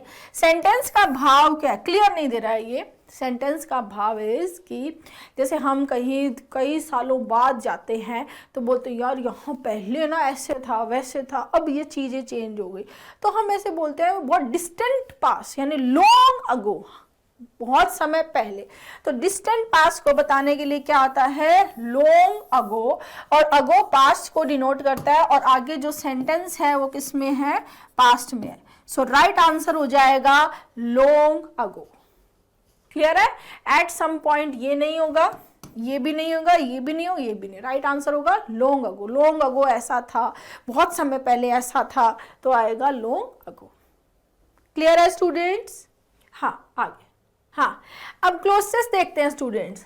क्लोज टेस्ट में क्या करना है? आपको पहले पूरा क्लोज टेस्ट बिना किसी ऑप्शन को पुट किए हुए सिंपली ऑप्शंस को देखकर पूरा पढ़ना है, और बहुत ध्यान से पढ़ना है। जब आप इस तरह से क्लोज टेस्ट पढ़ेंगे तो आपको उसकी थीम समझ में आएगी, किस तरह का क्लोज टेस्ट है, क्या बोलना चाह रहा है, और उससे रेलेवेंट इंफॉर्मेशन, उससे रेलेवेंट वर्ड्स जो है वो आपका माइंड अपने आप ले आएगा, अपने आप एक जगह इकट्ठा हो जाएंगे, और फिर आपको क्लोज टेस्ट सॉल्व करना है। जो स्टेप्स मैंने बताए हैं, forward backward reading, collocations, vocabulary, उन सारे स्टेप्स को यूज करते हुए क्लोज टेस्ट पढ़ना है। जो बच्चे अभी पहली बार तैयारी कर रहे हैं, या जिनका क्लोज टेस्ट बहुत ज़्यादा वीक है, कि हाँ उन्होंने कभी क्लोज टेस्ट पढ़ा नहीं है, बहुत वीक है उनका क्लोज टेस्ट, बहुत ज़्यादा उनको प्रैक्टिस की ज़रूरत है, तो वो ये इस बुक से प्रैक्टिस करेंगे। ठीक है, इसमें मैंने सारे क्लोज टेस्ट को बहुत जो प्रीवियस ईयर में आए हुए हैं, CGL, CPO, CGL मेंस के, CHSL के, उनको बहुत डिटेल से सॉल्व करके दिया है, ईच एंड एवरी कैटेगरी को बताया है। तो ये बहुत हेल्प करेगी ये बुक आपकी। सेम चीज़ पैसेज के साथ है और सेम ही चीज़ जम्बल्ड के साथ है। पहली बार तैयारी कर रहे हैं, कॉम्प्रिहेंशन पार्ट बहुत वीक है, तो आपको इन बुक से पढ़ना चाहिए, अच्छे से प्रैक्टिस करनी चाहिए। जो सबसे अच्छी जो ब्यूटी है इन बुक्स की, कि इसमें एक एक ऑप्शन को, एक एक चीज़ को बहुत डिटेल से समझाया गया है, और अब बहुत ईजीली आपको समझ में आएगा। ठीक है, तो स्टार्ट करते हैं cloze test. Cloze test is about discrimination, भेदभाव। भेदभाव बहुत तरीके से हो सकता है, एज के बेसिस पे, रेस के बेसिस पे, सेक्स के बेसिस पे। जैसे discrimination based on sex, race, या एज, राइट। तो discrimination refers to the inequitable. Inequitable का मतलब होता है जो फेयर नहीं है, जो अनफेयर है, अनफेयर। और देखो अनफेयर वर्ड है, और यानी filling the blank treatment of individuals और कलेक्टिव्स, ठीक है, ये अपन यहां से पढ़ते हैं, ठीक है। डिस्क्रिमिनेशन रेफर करता है किसको, टू द इनइक्विटेबल। इनइक्विटेबल क्या हो गया, अनफेयर, अनफेयर, ठीक है। अब यहां से देखो पैरेलल कंस्ट्रक्शन को ध्यान से समझना, और के पहले लिया है अनफेयर, और ट्रीटमेंट ऑफ इंडिविजुअल्स और collective on the basis of attributes such as ethnicity, sex, age और sexual orientation, ठीक है। सेंटेंस बोल रहा है कि डिस्क्रिमिनेशन रेफर करता है एक अनफेयर ट्रीटमेंट, और कैसा ट्रीटमेंट हो सकता है, जो बेस, जिसका बेस कौन होता है, एथनिसिटी, सेक्स, एज और सेक्सुअल ओरिएंटेशन, ठीक है। अब जैसा ये नेगेटिव वर्ड है और के पहले, वैसा ही नेगेटिव वर्ड यहां पर भी आना चाहिए, है ना। तो यहां देखो सिस्टमैटिक ट्रीटमेंट।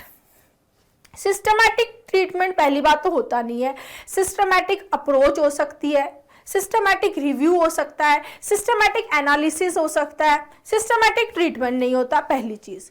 दूसरी बात, यहां पर नेगेटिव वर्ड की जरूरत है और सिस्टमैटिक नेगेटिव वर्ड नहीं है, तो ये हो जाएगा आपका फैक्चुअली रॉन्ग। क्लियर। दूसरा, पैथेटिक ट्रीटमेंट। पैथेटिक मतलब दयनीय, रिलेटेड टू पीटी, तो पैथेटिक ट्रीटमेंट नहीं हो सकता, है ना, पैथेटिक इररेलेवेंट हो गया। फिर आता है ट्रेजिक ट्रीटमेंट या बायस ट्रीटमेंट। भेदभाव वर्ड स्टार्टिंग से ही डिस्क्रिमिनेशन भेदभाव को बता रहा है, भेदभाव। तो ट्रेजिक वैसे तो ठीक है, रेड हेरिंग की कैटेगरी में आ जाएगा कि ट्रेजिक है जो उदास करने वाला है, ऐसा ट्रीटमेंट। बट यहां पर ट्रीटमेंट कैसा बोला गया है, जो भेदभाव करता है। तो भेदभाव को रिप्रेजेंट कौन करता है, बायस्ड।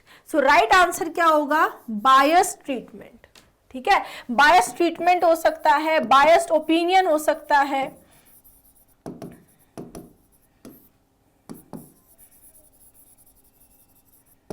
क्लियर है बच्चे। नेक्स्ट, हाँ अब आगे चलते हैं। Studies have indicated that, studies ने ये इंडिकेट किया है कि the perception of discrimination, discrimination का perception can filling the blank a series of stress induce alteration in an individual's mental, physiological and behavioral responses.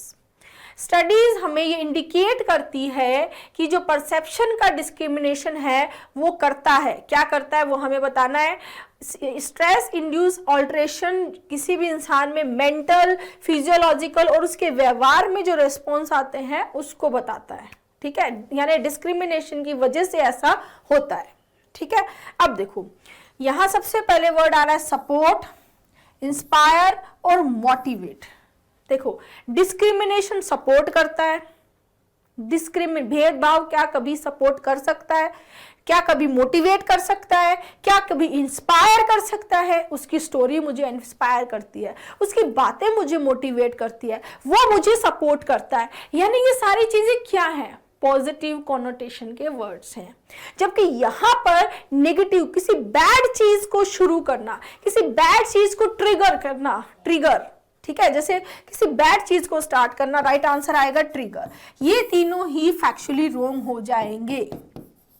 समझ में आया, किसी चीज को स्टार्ट करना, कॉज करना, किसी चीज का रीजन होना, समथिंग बैड क्या होता है, ट्रिगर। क्लियर। तो यहां पर क्या बोल रहा है कि वो ट्रिगर करता है स्ट्रेस को। क्लियर, ठीक है। आगे, द एक्सपीरियंस ऑफ स्ट्रेस, जो स्ट्रेस का एक्सपीरियंस है, is known to elicit unfavourable emotional reactions, ठीक है।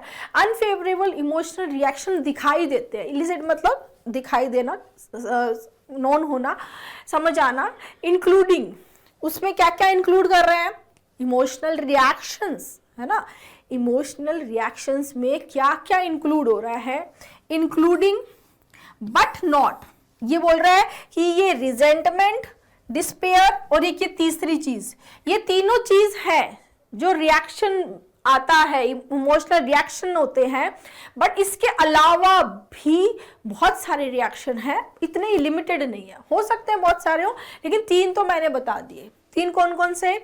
रिजेंटमेंट क्या होता है? Feeling of anger. क्या होता है मेरे बच्चे? फीलिंग ऑफ एंगर, कि आपको गुस्से की एक फीलिंग है कि आपके साथ में सही व्यवहार नहीं किया गया, अनफेयर बिहेव किया गया, गुस्से की, बिटरनेस की फीलिंग है, that is resentment, right. Despair, loss of hope, निराशा, हताश, जब इंसान निराश हताश हो जाता है, ठीक है, भेदभाव होगा किसी के साथ भी तो इंसान क्या होगा? सैड होगा, डिप्रेस्ड होगा, निराश होगा, राइट। एंड में आपसे पूछा गया है इमोशनल रिएक्शन, क्या डेथ इमोशनल रिएक्शन है? क्या डेफनेस इमोशनल रिएक्शन है? क्या इम्पेयरमेंट इमोशनल रिएक्शन है? इम्पेयरमेंट मतलब जो फिजिकल मेंटल जो एबिलिटी है उसके लिए लैक करना, ठीक है, डेथ है या डेफनेस है? तीनों ही इररेलेवेंट कैटेगरी है, तीनों ही इमोशनल रिएक्शन नहीं हो सकते। ना तो डेथ इमोशनल रिएक्शन है कि डेथ हो जाए, स्ट्रेस, ठीक है, ना ही डेफनेस इमोशनल रिएक्शन है और ना ही इम्पेयरमेंट इमोशनल रिएक्शन है। इमोशनल रिएक्शन क्या होते हैं? जिससे हमारे इमोशंस प्रभावित होते हैं, जिससे हमें इमोशनली हम जुड़े होते हैं। जैसे कि किसी ने बुरा बोला, हमें हर्ट हुआ, ठीक है, हमें दुख हुआ, वो हमारा इमोशनल रिएक्शन है। हमने गुस्सा किया, वो इमोशनल रिएक्शन है। निराश हुए, वो इमोशनल रिएक्शन है। एंजाइटी हो गई, तनाव हो गया, इमोशनल रिएक्शन। एंजाइटी, जब इंसान घबराहट हो जाती है अंदर, स्ट्रेस से घबराहट हो जाती है, बहुत चिंता में रहने लग जाता है, एंजाइटी होने लगती है, ठीक है। और एंजाइटी होने का एक और रीजन है, यहाँ आगे एंजाइटी को और एक्सप्लेन किया गया है, तो ये एक फॉरवर्ड रीडिंग भी है। क्या है? फॉरवर्ड रीडिंग, यानी कि आगे एंजाइटी को समझाया गया है, इसलिए पीछे वाले ऑप्शन में एंजाइटी आएगा। क्लियर है? ठीक है, अब आगे देखो। फर्दर मोर, आगे, anxiety has been linked to a rise in health compromising behaviour such as smoking, drinking and filling the blank drug use. जब इंसान एंजाइटी में होता है, घबराहट में होता है, तनाव में होता है, चिंता में होता है, तो क्या करेगा? ड्रिंक करेगा, स्मोक करेगा, उस कंडीशन से फ्री होने के लिए ड्रग्स लेगा, ठीक है। तो ये सारी चीज़ों को बढ़ावा मिलता है कब? जब इंसान एंजाइटी में होता है, स्ट्रेस में होता है, स्ट्रेस की वजह से एंजाइटी होती है, एंजाइटी की वजह से स्मोक करना, ड्रिंक करना, ये सारी चीज़ें बढ़ती है, राइज होती है, राइज इन, इस पे ध्यान देना जरा, ठीक है। Such as smoking, drinking and drug use. तो ड्रग का यूज मैंडेटरी तो नहीं हो सकता, फैक्चुअली रॉन्ग है, क्योंकि नेगेटिव कॉनोटेशन में बात कर रहा है ड्रग्स की। ड्रग का यूज लेजिटिमेट, कानूनी हो, बिल्कुल नहीं है, ये भी फैक्चुअली रॉन्ग हो गया। प्रेस्क्राइब्ड ड्रग यूज, यहां पर आप बात कर रहे हो स्मोकिंग की, यहां बात कर रहे हो ड्रिंकिंग की, यहां बात कर रहे हो कि जो बिहेवियर हेल्थ को कॉम्प्रोमाइज कर रहे हैं, तो उन बिहेवियर में जिन चीजों की वजह से हेल्थ कॉम्प्रोमाइज हो रही है, वो बिहेवियर डॉक्टर तो प्रेस्क्राइब नहीं कर सकता, ऐसी मेडिसिन डॉक्टर तो प्रेस्क्राइब नहीं कर सकता। Prescribe is what? प्रेस्क्राइब होता है जो मेडिसिन डॉक्टर प्रेस्क्राइब करता है, जो मेडिसिन डॉक्टर प्रेस्क्राइब करता है। तो क्या वो ये सारी चीजें ड्रग प्रेस्क्राइब करेगा? नहीं। तो पैरेलल देखना है ना हमें। क्यों देखना है पैरेलल? क्योंकि एंड आया है, एंड शोज नेचुरल सीक्वेंस, यानी कि अगर आप पॉजिटिव बात कर रहे हो तो एंड के बाद भी आपको पॉजिटिव बात करनी है। आप नेगेटिव बातें कर रहे हो तो एंड के बाद भी आने वाला वर्ड नेगेटिव ही होगा, ठीक है। तो प्रेस्क्राइब्ड यहां पर कोई सेंस नहीं बन रहा है, इसका टोटली इररिलेवेंट हो गया। राइट आंसर होगा इलिसिट। इलिसिट यानी कि जिसको मोरली, लीगली, सोसाइटी कहीं पर भी जिसको अलाउ नहीं किया जाता है, जो लीगल नहीं है, जो मोरली करेक्ट नहीं है, जिसको सोसाइटी अलाउ नहीं करती है, जिसको कोई अलाउ नहीं करता है, दैट इज इलिसिट, ठीक है। इलिसिट, जैसे इलिसिट रिलेशनशिप हो सकते हैं, इलिसिट क्या हो सकते हैं? रिलेशनशिप हो सकते हैं। और यहाँ पर मजे की बात क्या है कि ड्रग यूज के लिए भी इलिसिट आता है, इलिसिट ड्रग यूज, ठीक है। ऐसी ड्रग्स का यूज करना जो हमें कानूनी तौर पे भी अलाउ नहीं किया जाता है, जो हमारी हेल्थ के लिए भी अच्छा नहीं है, उसके लिए क्या आएगा, इलिसिट। क्लियर। अब एक चीज, मैंने अवतार करवाते समय, अवतार में पढ़ा रही हूं, मैंने वहां पर इलिसिट और इलीगल का डिफरेंस बहुत अच्छे से करवाया है।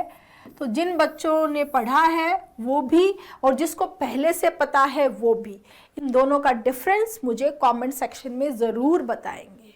और अगर आपको नहीं पता है कोई दिक्कत नहीं है, मैंने पहले भी बताया और आगे दोबारा बता दूंगी, कोई दिक्कत नहीं है, ठीक है। कमेंट में आपके रिप्लाई कर दूंगी, पर जो भी आप मुझे कमेंट करेंगे।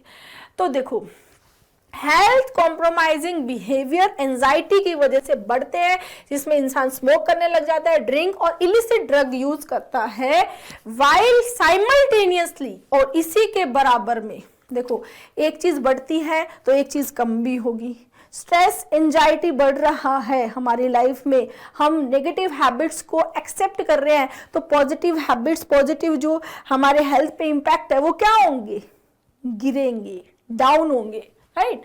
तो देखो, साथ साइमल्टेनियसली क्या आता है, कोजिंग अ बढ़ता है, कम होता है, यहां राइज होता है हेल्थ कॉम्प्रोमाइजिंग बिहेवियर, घटता है health promoting activities. It's a parallel construction बच्चे, एक चीज बढ़ रही है दूसरी चीज कम हो रही है, हेल्थ कॉम्प्रोमाइजिंग बिहेवियर बढ़ रही है, हेल्थ प्रोमोटिंग एक्टिविटीज कम हो रही है, ठीक है।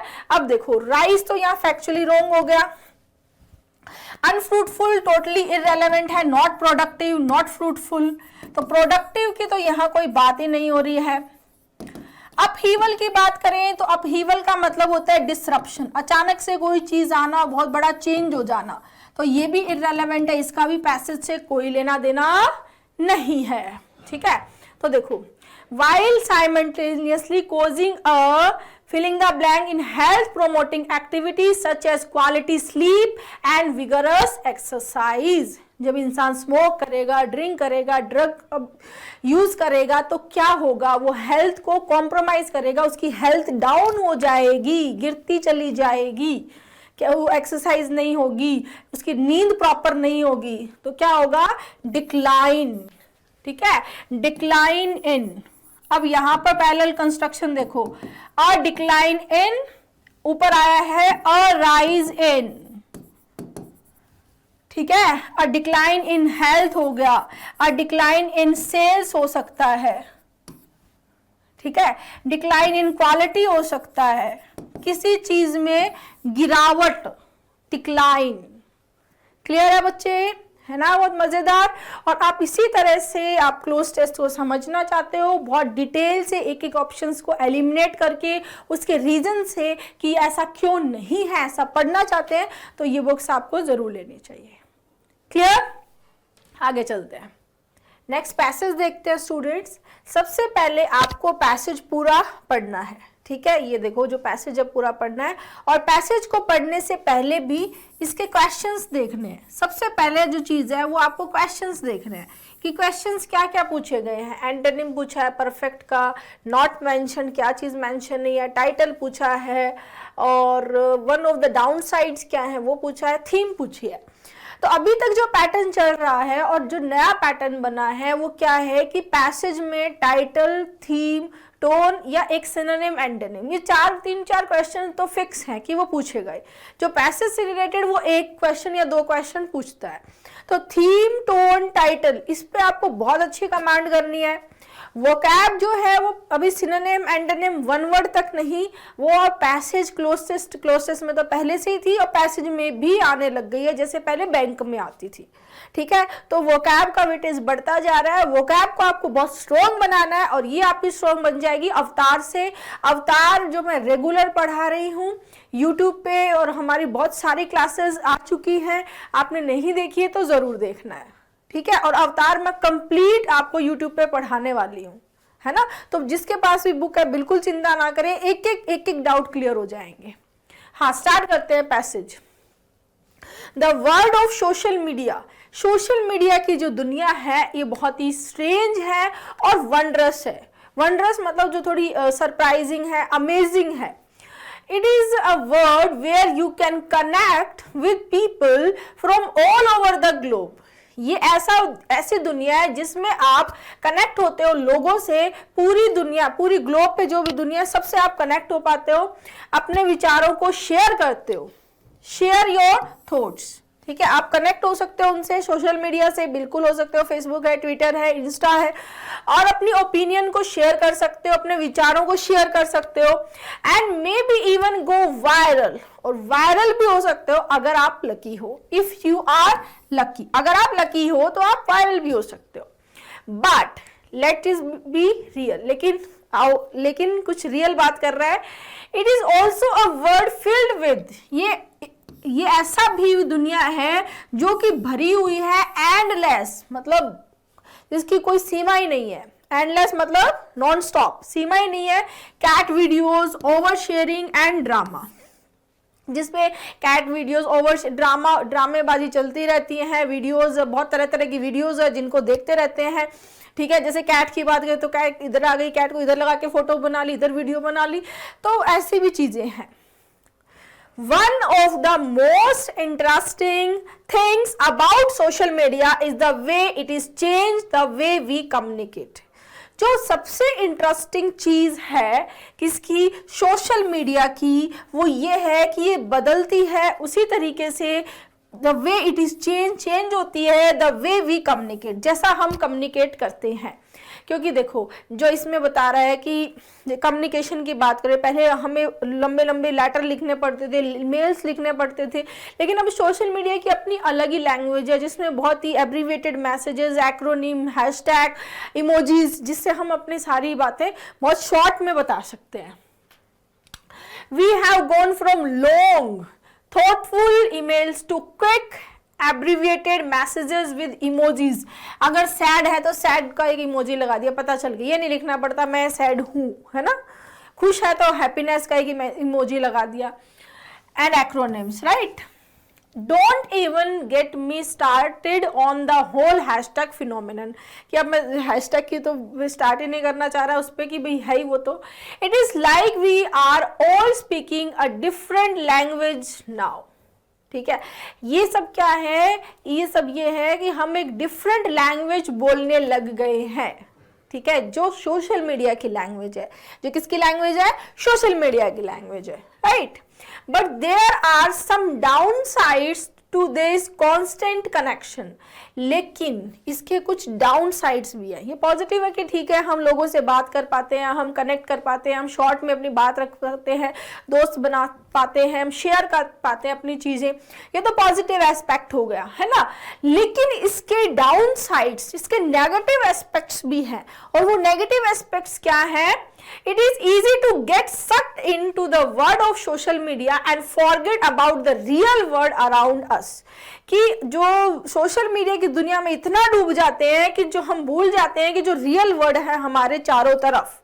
We are so busy scrolling through our feeds, phone ले लिया, स्क्रॉल कर रहे हैं, ठीक है, that we are forget, कि हम भूल जाते हैं क्या, to enjoy the little moments in life. मतलब फोन में, सोशल मीडिया में हम इतना बिजी हो जाते हैं कि हम जो अपनी लाइफ के जो छोटे छोटे मोमेंट्स होते हैं उनको मिस कर देते हैं, उनको हम एंजॉय नहीं कर पाते हैं, right. And let's not forget about the pressure, और इसको भी नहीं भूलना है। किसको नहीं भूलना है, जो प्रेशर हमारे माइंड में प्रेजेंट होता है कि हमें ऑनलाइन परफेक्ट दिखना है, मैं इधर घूमने जा रहा हूं, मैं इतना खुश हूं, मैं ये हूं, मैं वो हूं, तो वो सोशल मीडिया में परफेक्ट दिखने की, सोशल मीडिया पे परफेक्ट दिखने का एक होड़ सी लगी रहती है, right. It is like we are all in a competition. ये ऐसा है कि हम सभी एक कंपटीशन में हैं to see who can be the, ये देखते हैं हम कि कौन सबसे पॉपुलर होगा, कौन सबसे मोस्ट सक्सेसफुल है, कौन मोस्ट एनविएबल है। एनविएबल का मतलब होता है हाईली डिजायरेबल, जिसको सभी चाहते हैं, जैसा वो दिखना वैसा बनना चाहते हैं, एनवी से बना है, जेलसी से बना है, clear.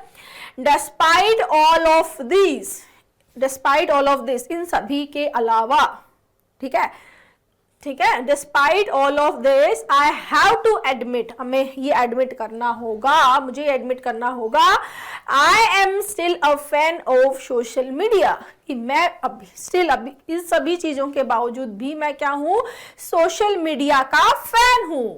It is a great way to stay connected with friends, ये एक बहुत ही अच्छा तरीका है फ्रेंड्स से कनेक्ट होने का, फैमिली से कनेक्टेड रहने का, and I have even made some new friends through various online communities, और बहुत सारे नए दोस्तों बनाने का भी ऑनलाइन कम्युनिटीज पे ये भी अच्छा तरीका है।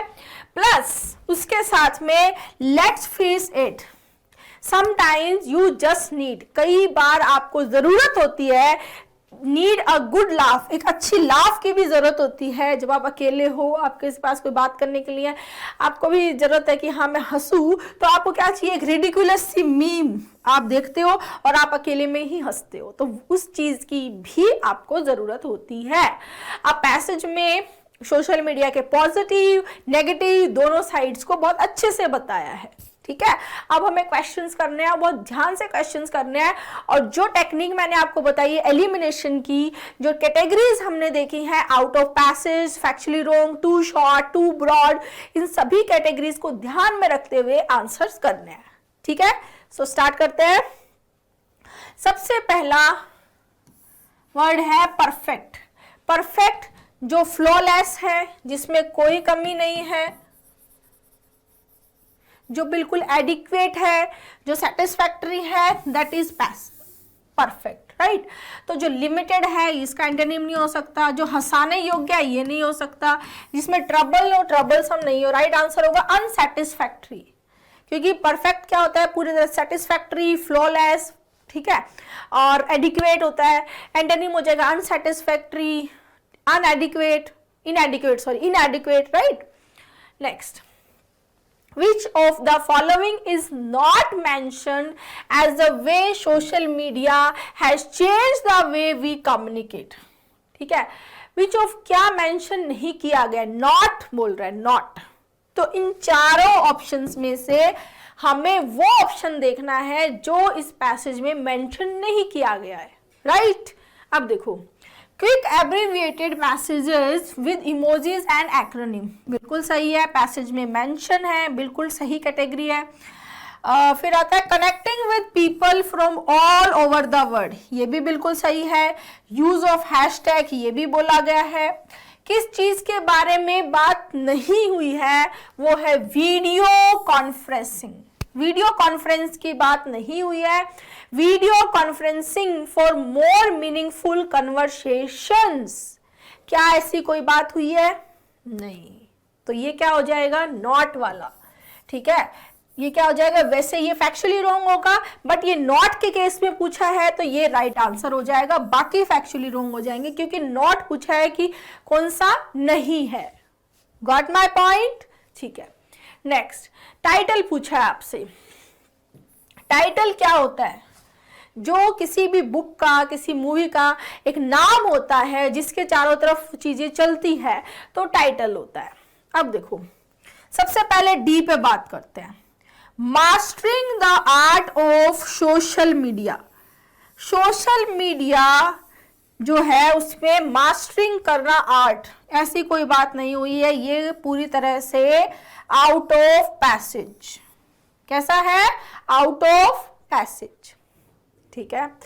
Dark side of social media, बिल्कुल डार्क साइड्स की बात हुई है, इसकी वजह से हम अपने जो मोमेंट्स होते हैं उनको मिस कर देते हैं। डार्क साइड्स की बात हुई, इसके नुकसान भी बताए हैं, ठीक है, लेकिन सिर्फ डार्क साइड की बात नहीं हुई है, यानी पॉजिटिव और नेगेटिव दोनों साइड्स की बात हुई है, राइट, दोनों साइड्स की बात हुई है। तो ये कौन सी कैटेगरी हो जाएगी, टू शॉर्ट, यानी कि ऑप्शन सही है, ये स्टेटमेंट सही है, बट कंप्लीट नहीं है। एक ऐसा ऑप्शन जो सही है लेकिन अपने आप में कंप्लीट नहीं है, that is too short. Clear, next, benefits of social media. Same चीज है, सिर्फ बेनिफिट्स की बात नहीं हुई है, बेनिफिट्स के साथ में डार्क साइड की भी बात हुई है। तो अगेन ये क्या हो जाता है, टू शॉर्ट हो जाता है। क्लियर? नेक्स्ट, द जॉय यानी पॉजिटिव एंड सोरो यानी नेगेटिव ऑफ सोशल मीडिया। ये बिल्कुल सही है कि इस पैसेज में पॉजिटिव एंड नेगेटिव दोनों साइड्स की बात हुई है। तो ये बिल्कुल सही टाइटल बैठता है हमारे पैसेज का। Next, what is one of the downsides of social media mentioned in the passage। एक डाउनसाइड हमें ढूंढ के बतानी है, ठीक है।